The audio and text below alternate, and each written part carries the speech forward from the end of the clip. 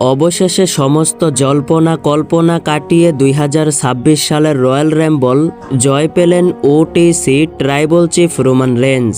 একেবারে শেষ পর্যায়ে গুন্থারের সঙ্গে কঠিন হাড্ডাহাড্ডি লড়াই করে গুন্থারকে এলিমিনেট করেই মূলত Roman Reigns royal Rumble winner হয়েছেন।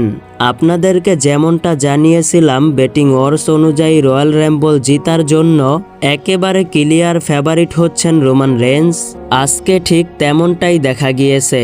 রোমান রেন্সই 2026 সালের রয়্যাল রাম্বল জয় পেলেন। বিশেষ করে আজকে রোমান রেন্স রয়্যাল রাম্বলে খুবই অসাধারণ পারফরমেন্স দিয়েছেন। 26 নম্বরে রিংয়ে এসে একের পর এক রেসলারের সঙ্গে ফাইট করেছেন। শুধু তাই নয়, দ্য মিজকে এলিমিনেট করেছেন। কোডি রোডসের সঙ্গে ফেস টু ফেস দেখা গিয়েছে। এছাড়াও রোমান রেন্স জেউসোর সঙ্গে মারামারি করেছেন, এমনকি জেউসোকে এলিমিনেট করেছেন রোমান রেন্স। শুধু তাই নয়, রোমান রেন্স জেকব ফাটুকেও এলিমিনেট করেছেন।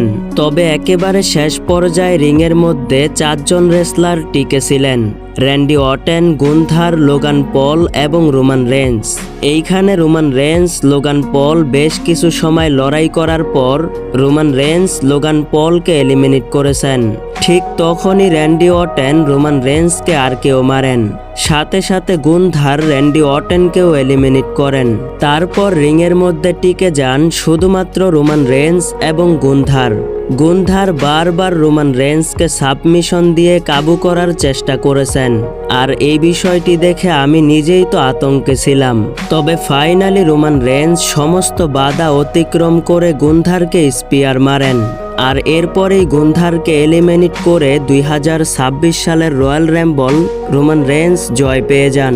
অর্থাৎ রোমান রেন্স ফাইনালি এই বছরের রয়্যাল রাম্বল জিতলেন এবং রেসলমেনিয়া 42-এর মেইন ইভেন্টে পারফরমেন্স দিবেন। আর বিশেষ করে রোমান রেন্স রয়্যাল রাম্বল জিতার কারণে আমি তো অনেক খুশি হয়েছি। তবে আপনারা কতটুকু খুশি হয়েছেন মতামত অবশ্যই কমেন্ট বক্সে জানাবেন। ভিডিওটি ভালো লাগলে অবশ্যই লাইক দিবেন।